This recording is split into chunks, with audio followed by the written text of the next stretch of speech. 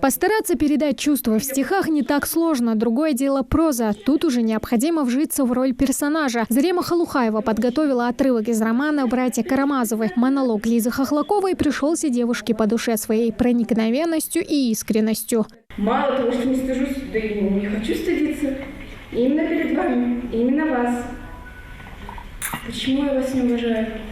Я вас очень люблю, но я вас не уважаю. Эмоции после выступления трудно сдержать. Иногда волнение участников выливается в нервные слезы, а мысли путаются. Но это все не важно, признается Зарема. Главное, смогла хорошо выступить. Впервые здесь, мне подумала, будет интересно.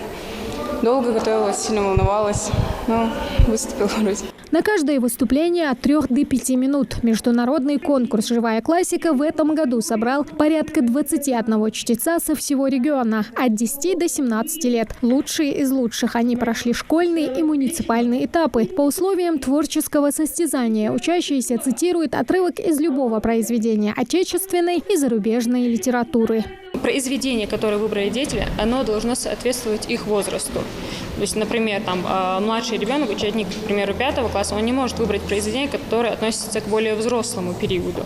И, соответственно, на это уделяется очень большое внимание, а дальше уже как преподносит участник это произведение, как он доносит свою мысль, свое отношение к данному произведению и как он завлекает зрителя в данное произведение, то есть вжился он в эту роль или нет. Каждое выступление как полноценный моноспектакль. Чтобы подобрать материал, конкурсанты прочитали десятки книг, а Хава Ильджаркеева так вообще провела работу над ошибками. Она уже участвовала в «Живой классике» несколько лет назад. Тогда стала 3-й, и в этом году она подготовила для слушателей свой любимый отрывок про деньги из знаменитой антиутопии Айн Рэнд.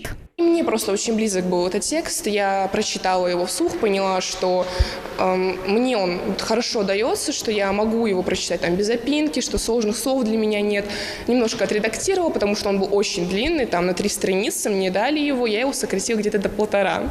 Немножко я очень хорошо сократила. Отрывок в книге, где мое мнение, оно было озвучено популярным человеком.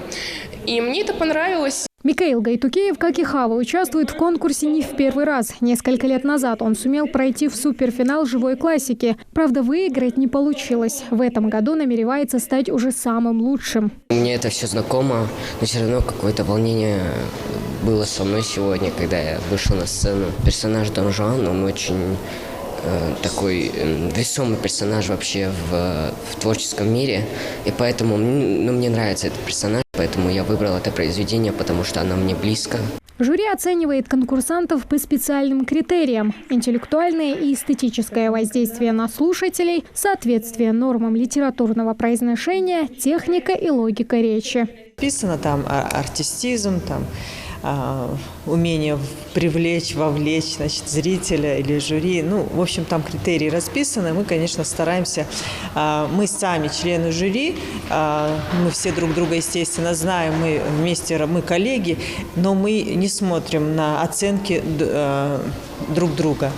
Потому что я считаю, что здесь самое главное – это объективно и справедливо расставить эти оценки. По итогам регионального этапа конкурса выбирают 3 победителей. В качестве награды поездка в Артек, где уже в мае жюри определят лучших из всей страны. Тамара Хшагульгова, Магомед Дидигов, Новости 24.